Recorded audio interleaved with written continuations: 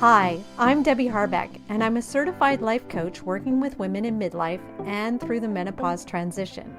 So each week, I'll be sharing the latest information, inspiration, and generate some momentum so you can move forward and feel more in control of your changing midlife body and your life.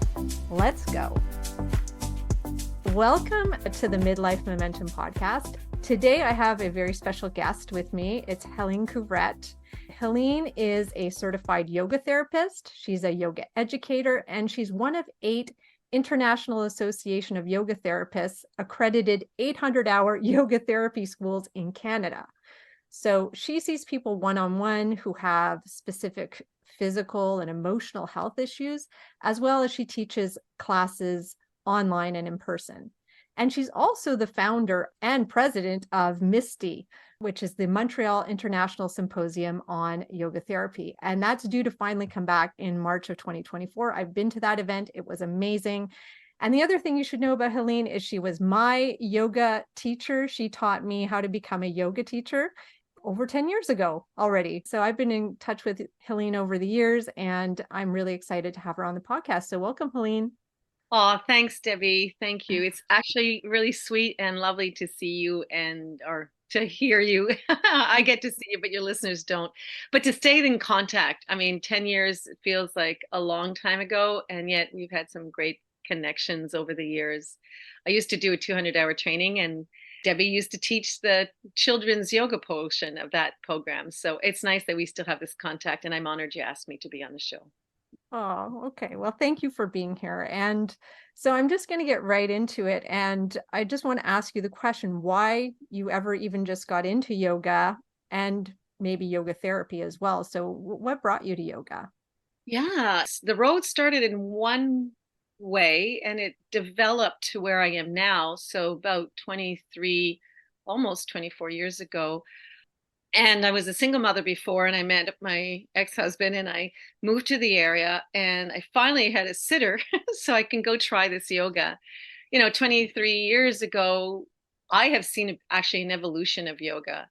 At that time, I went because I knew friends up north where I used to live in the Laurentians who took yoga, did yoga, and I was always curious about it. I grew up in a very athletic family. My mom was an Olympic swimmer, and my dad taught skiing, water skiing. We spent most of our free time in the Laurentians. So being physical was something I enjoyed, but I wasn't a team sport person. I liked the downhill skiing or water skiing or swimming. I think I just felt ready to finally explore what yoga was. And then as I did it a few years in, my wonderful teacher, who actually I'm still very connected with, she taught at the center. I had a center for 13 years. She saw something in me and said, Helene, you should try to do yoga teacher training, or you should become a teacher. That was about 20 years ago, and teacher training was a new thing. Before that, they were kind of like my teacher, Maureen, was doing a lot of reading and watching videos and getting informed that way. But a certification program was really new. And the classes were getting big, and she just saw something in me. I've often asked, and whatever it was, I thought, really? And about half a year after that, I actually was pregnant and lost a baby. I had a stillborn. And as I came back just after the stillborn, she said, hey, I'm going to take a certification course. She'd been teaching for 10 years, but the certification started to come out, and she thought, I'm going to do this course. Do you want to do it with me? And not having this newborn that I thought I was going to have to take care of, I thought, yeah, let's do it. Even though I had 3 other children at home, I subsequently got pregnant again and had my last of 4 children during that whole training. So when I entered, it was more like a need to be physically in my body. Then I took the training, and I think it was a desire to actually do more yoga. And I didn't have the self-discipline. So it was, if I teach it to other people, I'll do it more.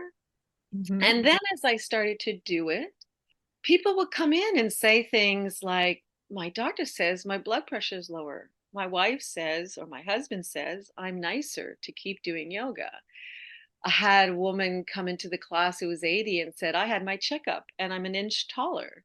Because she straightened up, we don't really shrink, we more like compress and curve. I was getting older, I'm now 61, so do the math.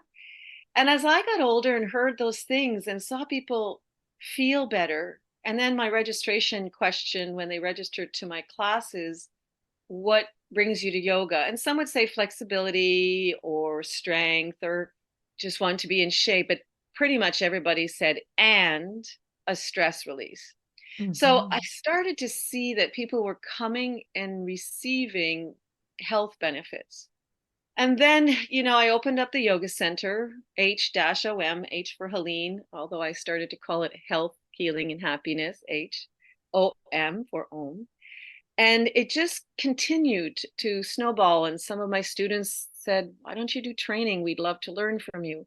So I started with the 200. And then they said, why don't you teach the advanced training, which is another 300? And then they said, why don't you do the whole yoga therapy program? Now, this is over the years, as I'm getting older and watching people voice how better they feel emotionally and physically, it was a very organic evolvement, really. Actually, I met someone who had done medical conferences, and we partnered up. Co-founded Misty with him because as I talked about the benefits, he said, well, why don't we mix yoga and medicine? And there's a lot of people who are in the health field now because it's this age, and more young people grew up with it, like I did, yoga, and some have gone into the health field and know the benefits. So we put together Misty, Montreal International Symposium on Therapeutic Yoga, and it just kept snowballing. I've met some fabulous colleagues now and good friends who presented, and I'm hopefully bringing it back next March. I'm in the works, keep posted on that.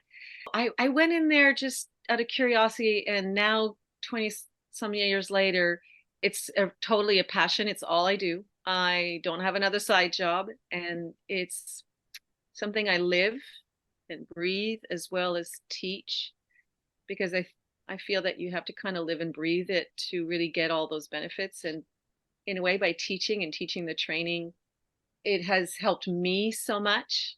And in Mm. that way, I can aspire and inspire others, I think, to also benefit from it. Yeah, that's my long answer to that question. There's so much in there, and I love your story and how it was just so organic, how you got into it in the first place, and how it did help you getting into the teacher training after you'd had a stillborn. I can only imagine that kind of pain and that kind of tragedy in your life, and being able to turn it into something. I mean, I kind of see that as that seed of like, this all grew from that moment, which is amazing how you turned that around. And just how yoga has helped, how you've seen it help so many people in so many different ways, and yourself as well, how it has helped yourself. And so what are some of the ways that yoga has helped you? I know you said you're 61, so you have been through this menopause transition that a lot of my audience is going through. How did it help you get through that time? I went through menopause. I'm 10 years from start to where I am now. Still get some hot flashes occasionally. There's so many ways yoga helps. Yoga is addressing a person on what yoga calls the koshas, just 5 layers of ourselves. First, the physical body.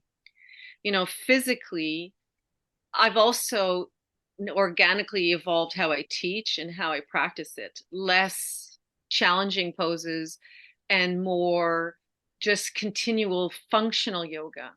And the thing is, as we get older, we become a little less, we do less movement than when we were younger. Some can argue about the next generation, but we won't go there. But still, even still, they're doing more things, and we can tend to do less. So it kept the fluidity in my body.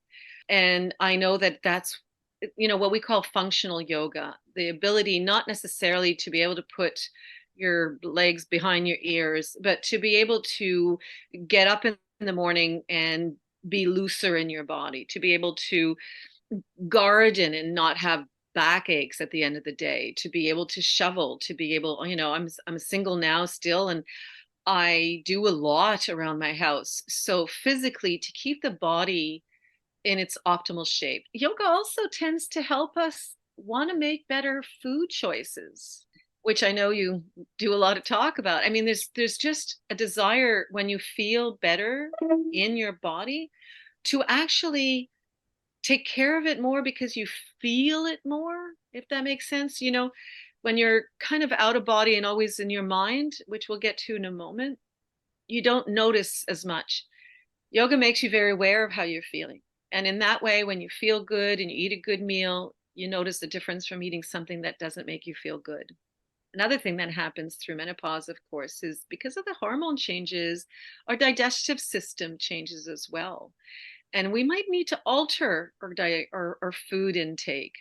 So that helps the physical body to be more mobile, more functional, more fluid. That's sort of progressed as I got older, and the benefit of what I wanted to do with my practice and my teaching. Of course, not surprisingly, I tend to have older clients or students come to me. Although I still see some younger ones, and I let them know that, this is great to start young and make sure that they're doing certain postures without pushing unconsciously, and making sure they take care of their body. So physically, through this stage of life, our bones also have, there could be osteoporosis that comes, or osteoarthritis that happens pretty much in all of us. So bone health is important, and we know that bearing weight helps build bone. But we bear our own weight in yoga. We do postures that are not just flexibility, but as well strengthening muscles and the bones.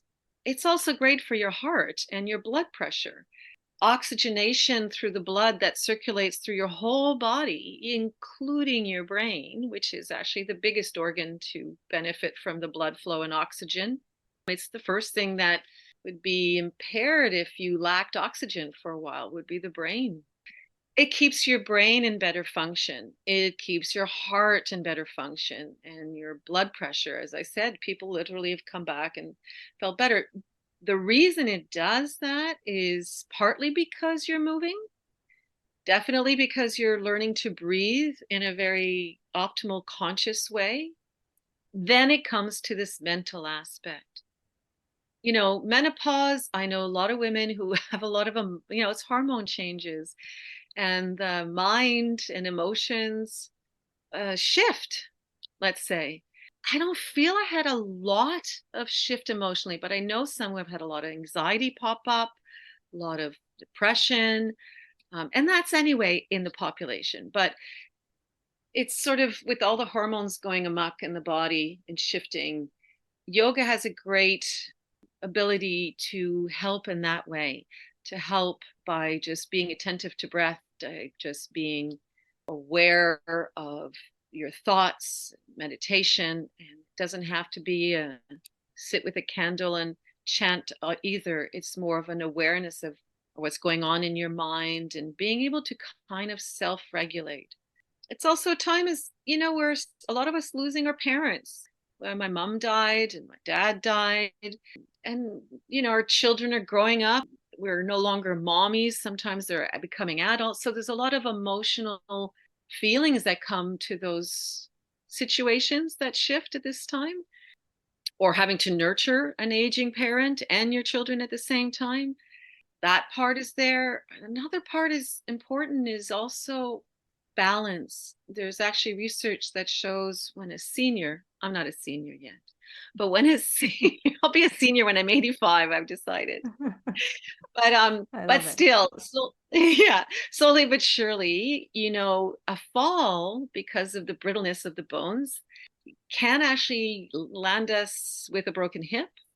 And the research shows that it's about 2 years on average, which is not everybody, some sooner, some later. A lot of people end up dying a couple years after they break their hip when they're seniors. You can start yoga when you're 80 and still gain. We know now that the body and the brain can learn things.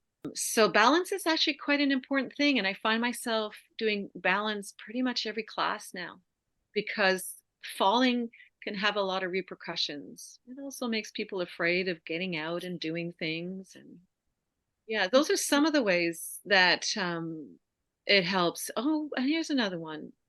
A lot of us have sleep pattern issues when we get to this stage. Oh, yes. I actually, my personal theory, and it's just my feeling, is that we are not as active. So we don't wear out our body in the same way. We don't just go to bed as tired, even though we might feel emotionally tired. Emotionally exhausted is more stressful. Stress is more of a waking situation for our body, or sympathetic state when we're stressed. We don't sleep in sympathetic state. We sleep in parasympathetic sleep state, which is the rest, relax, and digest.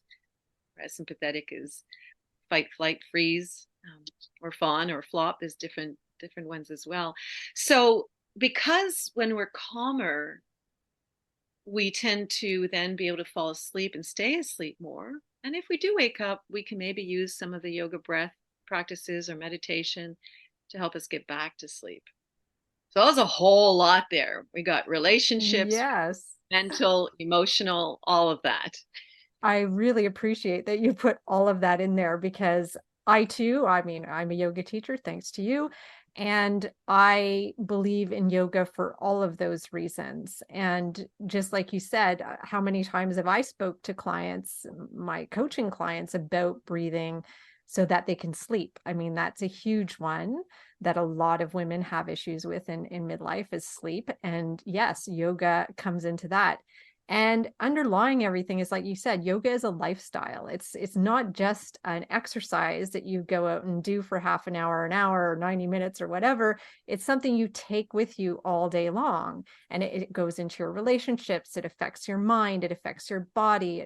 It affects everything that you do. So yes, I love that you brought all of that in there because it's so important. And there's so much we can still do at this age to improve our situation.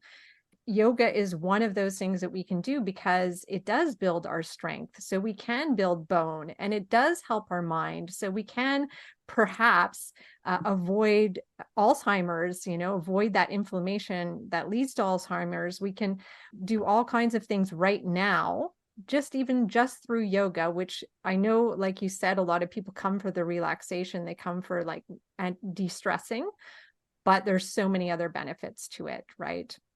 I really appreciate that you shared all of those benefits because I believe them all too.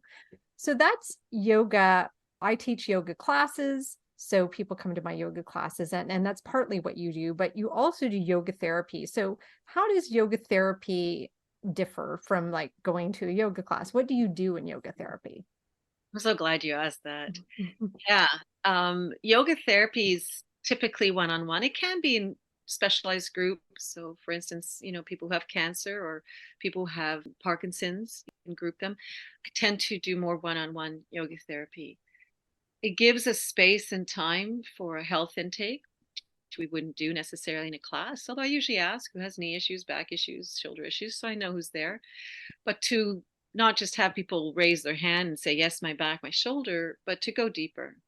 One of the things I teach, as you know, in my training is everyone has a story.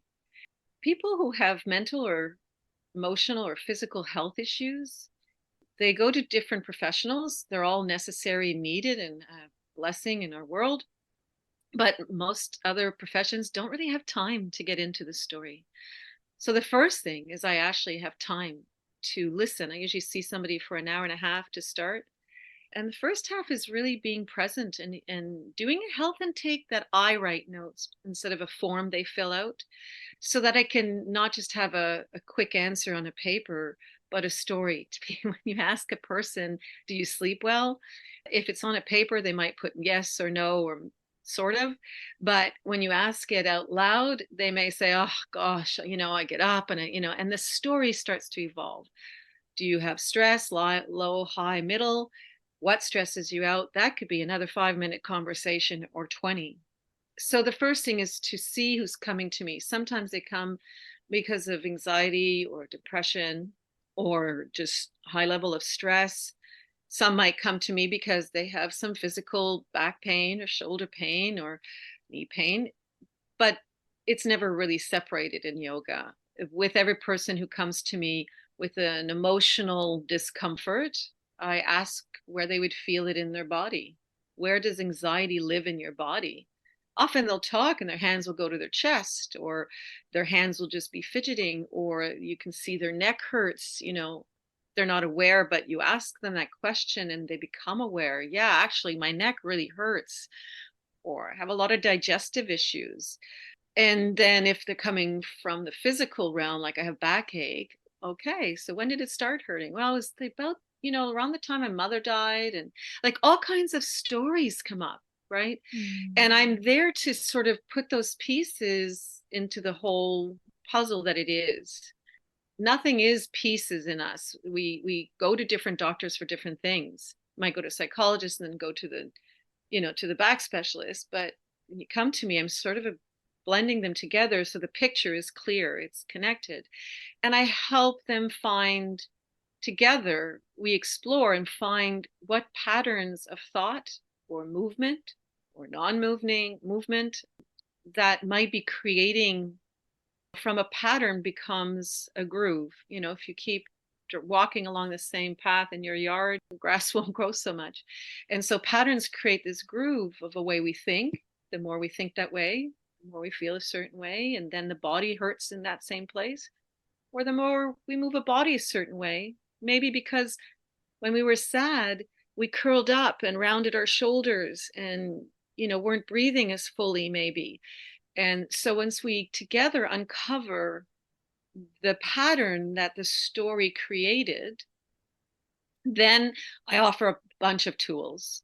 And that's very specific. So not everybody with back pain gets necessarily the same postures. There is no one posture to help back pain, because this shape may help one and may not be comfortable for the other. And it's more than the posture. How are you breathing? Are you afraid of this posture? How are you feeling in it? Do you want to stay longer? Do you want to move more? Do you want to be more restorative? So there's different ways to ease back pain because of different personality types and different stories. So it's very, very specific. It's such a specific thing that actually at the conferences, what's your elevator speech? How do you describe yoga therapy? And sometimes I have different ways. One of the quick ways would be I'm a little bit physio, a little bit psycho, a little bit spiritual guide for you. And mostly I'm a human being accompanying you towards ease of suffering with tools that are still here 5,000 years later. And science has been studying it and is not disqualifying any of the benefits. It is finding that there are those benefits that was known. So yeah, so it's as best as I can describe it in the short sentence and then the long explanation. I'm good Yeah, at both. well, I mean, it's At the a long. therapy, like you said, and it's holistic. It takes into consideration all of you because Right. you are all one complete being, mentally, physically, spiritually, and it just sort of brings it all together. And you treat each person that comes in as this complete person. So I think it's fabulous for that because yeah, you might have back pain, but there's so many other things going on, right? And I'm sure Right. that you've seen that in your practice, that it started somewhere, but it's really having to do with another thing or a whole bunch of other things. Exactly. What presents itself is just a part, but the person is a whole part. It is a back with a person, a brain, a history, a family, partner, non-partner, a story. And that story matters because our stories really create pattern and habits of all kinds of ways. So sometimes we just need to shift things, and it's amazing. The word empowerment is a big part of what I believe yoga therapy is about. I'm not here to do anything to someone. I'm here to discover with them and see what will work for them out of the vast amount of tools we can have, and empower them that really you can feel better. So there's no big claim of curing everything, although I've definitely seen a lot of stuff. People come out of, off meds. I don't guide them to that. They need to refer to their professional. feel better and not do surgery. That's happened. People were told they should basically get to back surgery. That's the point they're at. And that's when they usually come, last resort, and say, hey, I don't need it anymore. Yeah, it's addressing a person as a whole. And I have to I'll add this little bit is I think, again, as I started that answer, there's not many professions that has the time, and it's a blessing as a yoga therapist to be able to say, I'm here to listen. I have this as part of my session with you. I've had definitely feedback of like, you're so human. And we know from research that actually that is part of the healing, that assists in healing, being heard, being held with compassion, something that I teach in my yoga therapy training. We need to listen with compassion. And I don't mean this to criticize, because we have to wait long enough for healthcare to take us, and we're lucky in Canada to have it for free, but there's just not that space. It's not in the protocol of that profession, but it is in yoga therapy, and accompanying them and then empowering them. So first they're not alone, and then they realize that a lot comes from them to Mm-hmm. help themselves. I'm not doing things to them. I'm helping them find the tools or find how it can help them. And then it's up to them to do the work. And that's when things change. I mean, the things you're saying are so comparable to the work I do as a coach. It's very much that it's being there to listen. And I think that is the most important part, because everybody has a story. Like you said, everybody needs to be heard. And just in listening, they may have never been listened to like that in their lives by anybody, even by the people that love them. And it's no mistake of people not listening, but it's just that it's so powerful to truly listen to somebody, to really understand what they're saying and try to reflect it back to them and what you heard. And I love that that's part of your process. And that it's such a compassionate way of helping somebody, is through that contact, that through that listening. Yeah, I love that that's part of your practice as well. And is there a story in your life where yoga has really helped you, where you find it was of most benefit? Yeah. As you know, Debbie, I mean, of course, the first thing that comes to mind, listen, there's a lot of times I use yoga daily, but the biggest challenge, one of the biggest, of course, losing my child was the biggest, but I was at the beginning of my journey. And this last year, which is the latest part of my journey, a year and a half ago, my youngest, who I had after my stillborn, was diagnosed with leukemia, AML, which is an acute myeloid leukemia, which comes on really quick. And we literally went from going for blood tests and 2 hours later being called to say rush to hospital, and didn't leave for 6 weeks. The chemo is really brutal on a body. Leukemia chemo is, she had anyway a 7-day program, 3 different chemos at the beginning, and then other meds and all kinds of transfusions. And I mean, and then she had very many complications. She had 4 rounds of chemo, but when you have zero immunity, which is what it brings you down to, basically kills all the cells in your body. Anyway, I saw my daughter go through so much, and all kinds of complications happened. So it was enough to get the diagnosis and then have to see her go through it. But all the complications, it did not go smoothly. But I'm happy to say she's in remission. She will be taking chemo pills for some years to come, but she's in remission, and we're feeling very, very hopeful. She responded very well, but it just took a huge toll on her. Through that process as a mother, I was by her side. I was blessed. She once asked me if it was hard to be there, and I said no. I said to her a few times, it was a blessing to be there and be the one with her. And she was a amazing soul through this journey. And I cannot imagine, not having had yoga in my life for over 20 years, how I would have breathed through that time. To be able to use every tool that I learn and teach and offer others for myself. There's nothing that can change our situation in life. So anyone out there, you can't change life. There's going to be challenges, and your body is going to go through menopause and all those changes.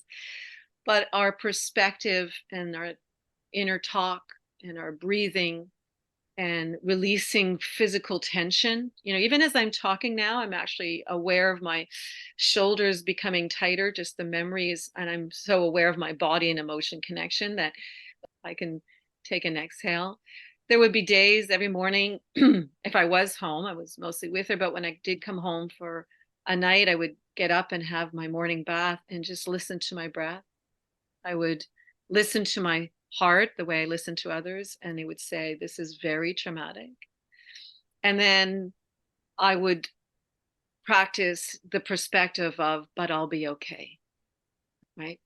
And that was my mantra. Yoga has mantras, and they don't have to be very organic. They could just be simply, "This is traumatic." First, we acknowledge the pain, the suffering, and I'll be okay. And whether I believe it or not, it was helpful for every cell in my body to actually hear that. Immediately, my breath calms as I say it, as opposed to, "Oh my God, oh my God, oh my God, how am I going to live through this?" Yes, that happened initially for a breath or two, but then I kick into, I have to breathe calmly now. My first thought, I remember, was just, this is going to be a long one. I have 4 children. I've been in and out of hospitals for all kinds of stuff.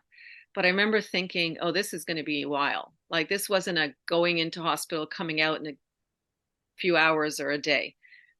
And even that is a practice, to be able to notice the thought I have, notice enough that in that shock of time, my brain being in shock, I could still, because I've practiced so much, watch my mind go into shock, and that I remember the thought I had. This is being able to see what we're thinking, and then manage that. Like, okay, so how am I going to get through this? First, I need to call support, make sure I have support around me, which I did, and be able to breathe and make sure I watch my breath and move and do the yoga I could, be online. I couldn't see anybody, to make sure I was not bringing any germs to my daughter, and just pulled from all of the tools. So that's a pretty big episode. So whatever you're going through, it's not about, like, yes, that's traumatic, but then how do we get through it? And there's just all those tools, watching my mind, being aware of how it's affecting my breath and my body, to make sure, because I could have snowballed into all kinds of physical issues, digestive issues, headaches, panic attacks, loss of sleep. I mean, all these things could happen. And also my mind is, but I have to be a support for this child. So I have to take care of myself to be in shape to take care of her. And of course, by her watching me, she could also benefit. And for her, she knows what I do. And I didn't push it, force her, because I have to respect whether she was open. But she did ask, "Is there any meditations you can offer me?" So I sent her some meditations. I gave her a few breathing practices. I gave her a few movement practices. Even in the worst of times, you still have your mind. You can practice a mantra, whatever hers was. In little moments where she was able to sit up and just do simple movement. And when she couldn't, I massaged her, touched, the parts that weren't achy, which were her feet and her calves, to get blood circulation going, knowing the physical body needs blood circulation when you're lying in bed for 10 months. It was constantly in the room for me and for her, and very effective. Wow. Wow. I just want to acknowledge you for sharing that, because that must be hard to talk about. I know she's fine, or she's in remission now. So I'm so happy that that is how it's turned out. Just, I was going through all the emotions with you. I was breathing with you when you were talking about the breath. I was right there with you. And as a mother and as a friend, I just feel like that was powerful. So thank you for sharing that, Helene. That means a lot. And what I really loved about what you were saying is you acknowledged how you were feeling. Like, acknowledge, this is traumatic. This is heavy. This is going to last a long time. It's not about positivity and putting that in there is first acknowledging this is hard, and I'm going through this, but I'm going to be okay. I'm Mm-hmm. going to be okay. And I was just right there with you. So it's Yeah. making me tear up now just thinking those words, but it's so powerful, these mantras that we say to ourselves, but so important, like you said, to acknowledge where you are. This is how I'm feeling. This is what I'm thinking. I'm not suppressing it. I'm allowing it. And then I can move forward. Then I can be okay. I will be okay. And So not good. suppressing it is important, and as well not spiraling downhill with it, like acknowledging and holding it, and like you would hold your own child if they were suffering, right? And Yes. not letting it spiral out of control, like sit with it, and then, which is the yoga practice, sort of see the light. There's the yin and the Mm-hmm. yang, there's the dark.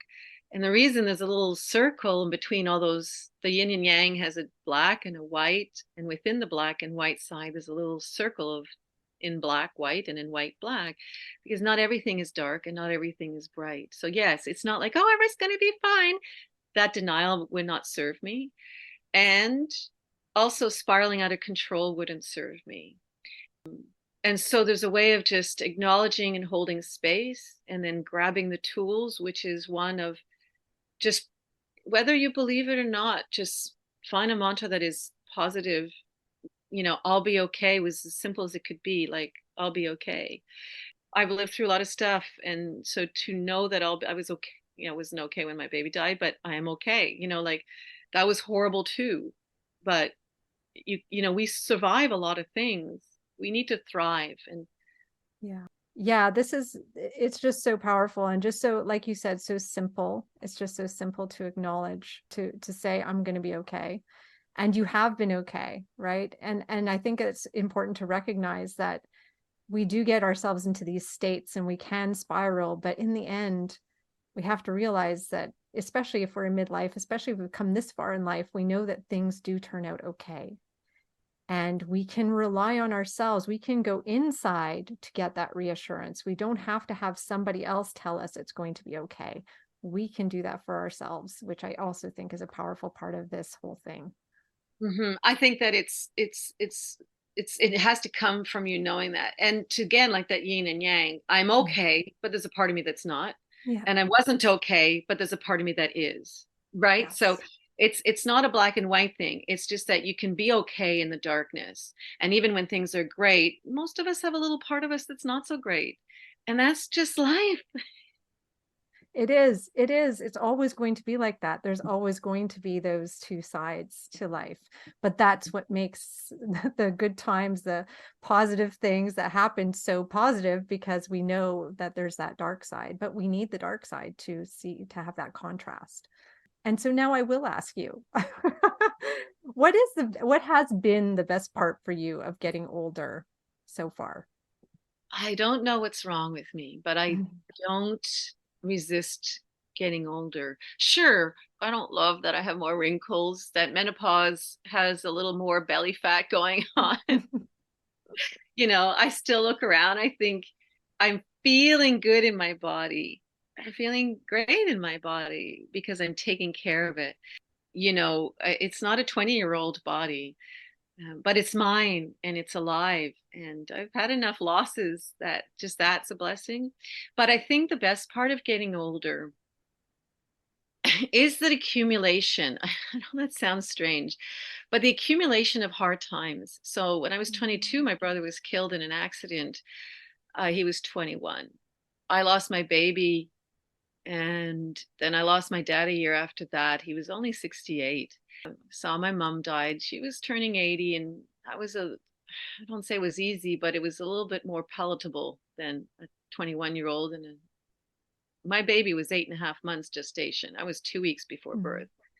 So, those are hard losses because of time. And I think just knowing, because of all those experiences, that there was a lot of trauma, but I was okay. I mean, yeah, for some moments, not so okay, but a little glimmer there.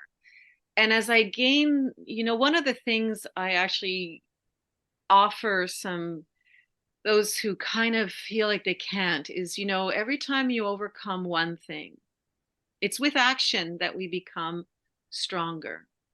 And the action can just be overcoming, like breathing through the hardest moments of your life. You become like, I can do this. Part of me was saying I'll be okay. Part of me believed it. Part of me wasn't sure. But by saying it, my mind would go to all the other things that I lived through. So I guess I would say it's the accumulation of getting past really hard times. Those are just a tip of iceberg. My life's got a lot of stuff that's happened. So just that accumulation of being able to get over those hurdles in one piece, I feel makes me more able to face the next hurdles. Although I don't really want any more. I kind of like done with them, but I know they're going to happen. Hopefully not huge ones anymore. So I just think instead of resisting the aging process of a body, take care of it. I mean, just take care of it. And the outside is one part, but it's the inside. How do you feel? Are you functional? Are you mobile? Are you cognitive? Are you vibrant? Some of the time, at least. And take the past that some of us get stuck in darkness of, and flip the yin of the yang to make it, yes, there was a little dot of black here and there speckled in your white, but take a moment to reflect on, that you got through those times in one piece, and anything that's hard is actually recalling them. So when I talk about what happened to my daughter and that time, it wells up in me, but at the same time, it's in the past. I would say to her often, there's going to be a time where this is going to be a blip in your life. She was 18. It's her 18th year going through it. Not the best time, not there's any good time of it. But and now it's starting to not be so much a blip, but it's in the past, and it's going to become, and when she's 30, 40, 50, 60, a blip really of her lifetime. So all those moments were little dark dots in your white life. Not that your life was dark and you're trying to find the white dots. It's just a shift of perspective. I'm not saying that's easy, by the way. It took a lot of practice for me. And that's why I started teaching, and why I love teaching the training, and why I kept stepping up the game and being accredited by the International Association of Yoga Therapists for an 800-hour yoga therapy program, which is a 3-year program. That accreditation itself was a 2-year process. It was very detailed. You don't just snap your fingers and say, hey, I want to do it. But I had the desire because I want to share with others. That's a bit altruistic, but because when I talk about it all the time, it just sits in my cells and my bones and my brain. Everything about me can live it. And that came with age. This is not the 20-year-old me or the 30-year-old me or the 40-year-old me. It's a 61-year-old me who's been through a lot, and I'm okay. But a little blip of not so much fun dots here and there. But I don't focus on those. Yeah. No, because you are okay. But those are what, like you said, that accumulation of hard things, or getting through those hard things is, I can see how that is the best part, because you learn that you would be okay. And the more you go through them, the more you'll be okay. The more you can get through it. I think when you're younger, you don't appreciate that. You don't know you're going to get through it. But once you get to midlife and beyond, you will. It's not easy when you're in it. You don't want to be in it, but you will get through it and you will be okay. So I do really like that. I think that's a great answer to that question. You're very good at putting my long answers in short answers. The shortest well, that's way. what I heard. That's what I heard from you. And that's right. what I took in, because that's what resonated with me from what you said. And because it rings true to me as well. So I really, in short, often I tell my children, I've said to them occasionally when now they're all getting older. She was my baby, but I've said to them a couple times, pace yourself. Like when they get upset about something, and like I'm not taking it as dramatically. I don't like saying that word because it's condescending, but it's not as heavy for me. It's kind of like pace yourself because S is going to happen in life, right? It's going to The happen. shizzle will happen. Yes. The shizzle's going to happen. Pace yourself. Pace yourself because there's a lot bigger things. And I think in essence, all my children, of course, we went through this trauma. And I think they also learn like there are big things, and then there's little things, Yeah. So That is, such a good lesson for you, for everyone. We're at the end of our time together, but before we go, I just want you to be able to share with everybody where they can learn more about you, what you do, and how they can get in touch with you if they're curious. anybody who would like to get in touch with me, I am very reachable. That's part of what I like to live and practice. So I'm on Facebook, Helene Couvrette. I think you'll put all this in show notes or somewhere on the. I will put this in the show notes. Okay. My website is H for Helene, OM for Om, yogacenter.com. And that has a lot of my trainings and my Zoom classes and where I'm teaching in person and my bio and how to see me privately. All that stuff's there.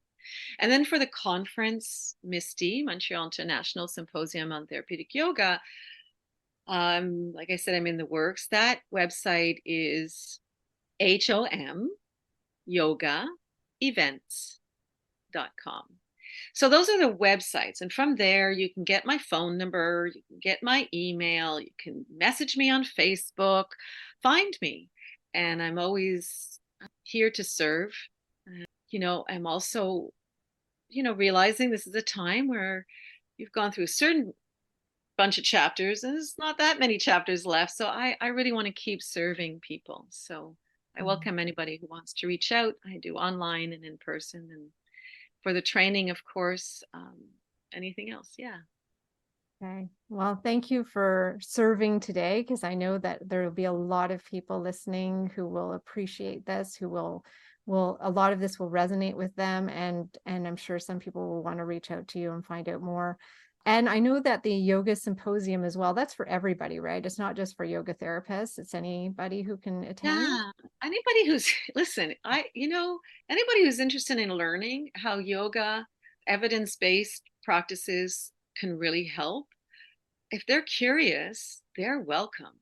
Yoga therapists come, physiotherapists, people in the mental health field. I find that that's the people now that take the training mostly is people who are therapists and mental health, or social workers or psychologists or physiotherapists or osteopaths. I think that they're sort of seeing each on their end that there's the cross, like they need in physical therapy, they need more of the emotional stuff. And then in the talk therapy, they realize the body's holding. I think there's a lot, we won't go into another discussion, but anybody's welcome to that. And if you've never done yoga, you can still have yoga therapy. I'm not doing a class that you see on the internet. We are doing very simple movements and shapes that are accessible just to whoever's in front of me. So the symposium and for the teacher training, the 800-hour, it's after 200. You have to have done a 200. I'm trying to find a way. I used to do the 200 and to maybe blend it into 1,000-hour training so that can happen. Wow. So that's in the works too. I think you're always going to be doing this, but obviously, like you said, it's in your bones. It's who you are, and you just want to serve as long as you can. So, and since you're only going to be a senior at 85, you got at least 24 years ahead of you until you're even going to consider retiring. Which means I'm only halfway through. I'm only halfway through. You're only halfway through. Yeah, I love it. Okay, well, thank you so much, Helene, for being here today. I really, really appreciated having you on. It was so informative and fun, and thank you again. Thank you, Debbie. It was really an honor, like I said. Thanks for listening to this episode of the Midlife Momentum Podcast. If you want to learn more about working with me, come visit me at debbieharbeckcoaching.com. That's Debbie, I-E, Harbeck with a C, coaching.com. See you next week.